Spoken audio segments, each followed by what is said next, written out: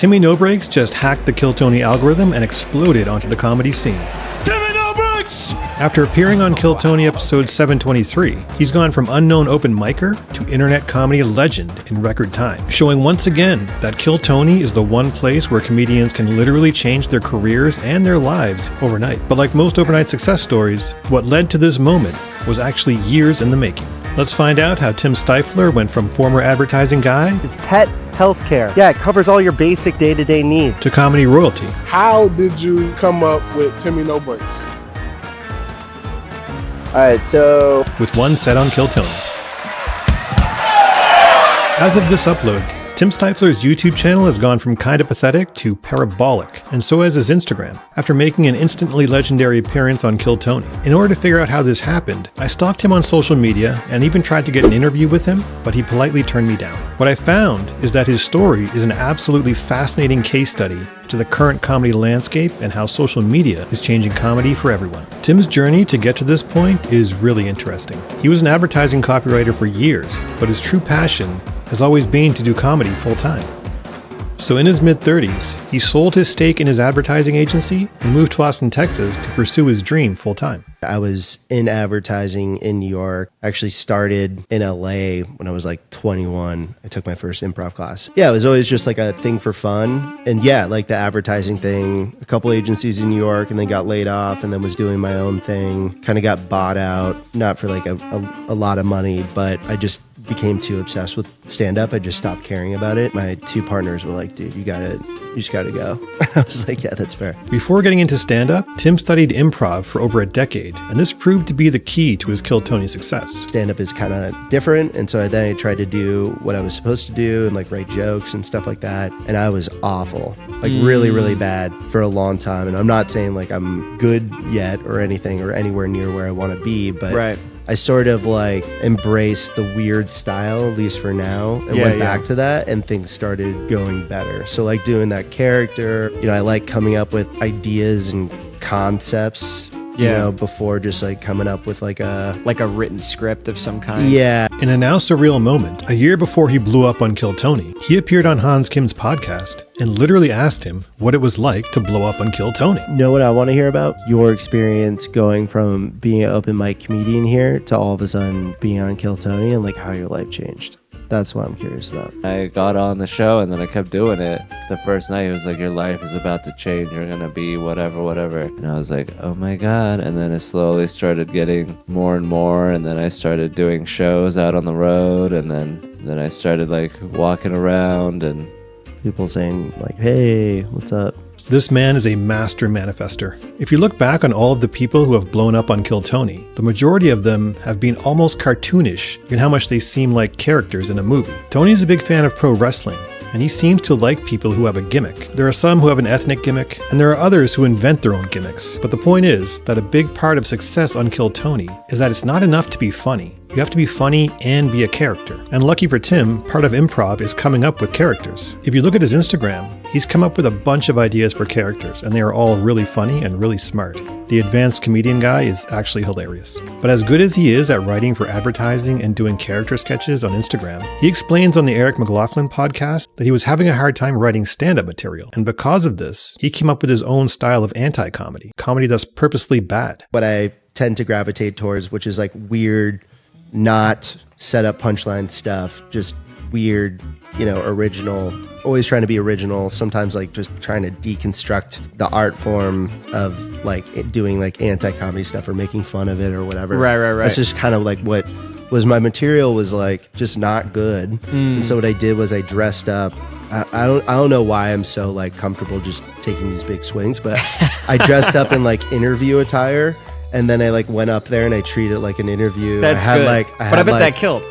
Yeah, and I had like reviews of like, you know, like LinkedIn reviews, and I like read those and then talked about my availability and stuff like that. You know, had like 2.5 minutes of that. Instead of like continuing to riff on that, then I went into material and I ate a dick. But it was like, it was really good for those 2.5 minutes, and that's what people remembered. Anti-comedy is his way of subverting the medium of stand-up comedy by being an exaggerated satirical version of a well-known comedy trope. In the case of Timmy No Breaks, he is satirizing the long-established stand-up comedy icon Andrew Dice Clay.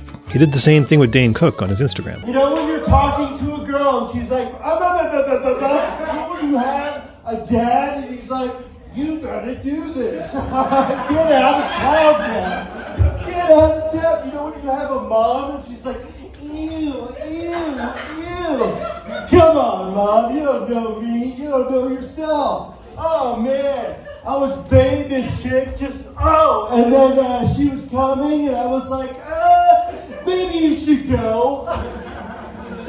Maybe you should leave. Maybe you shouldn't stay.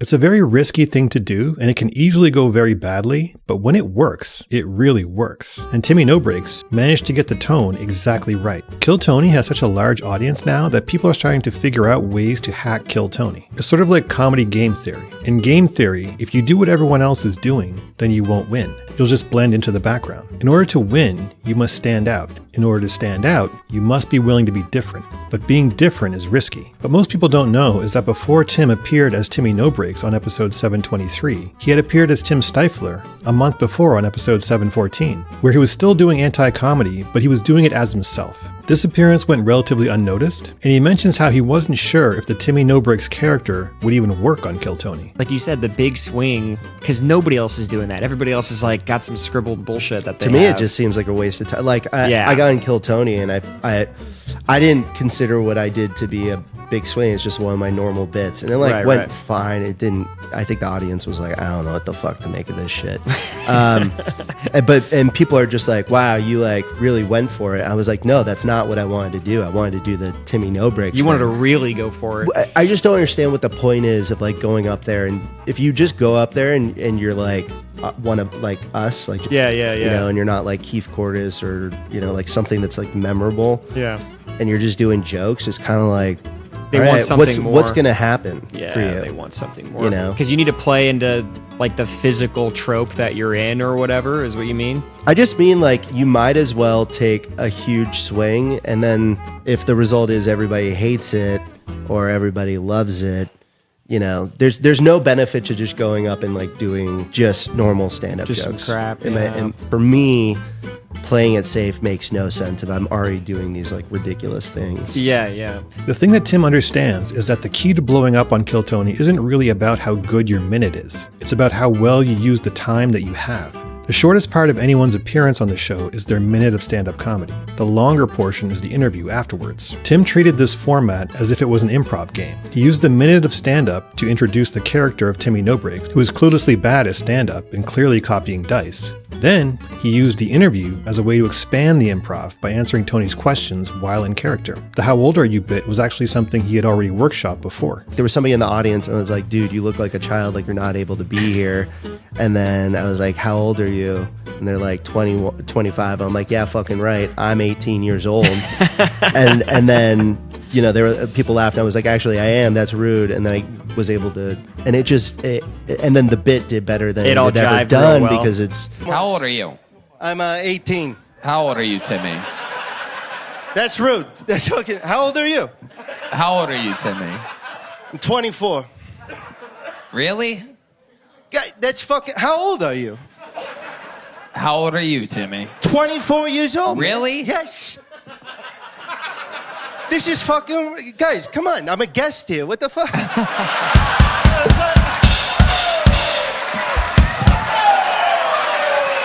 Hey! Let's go!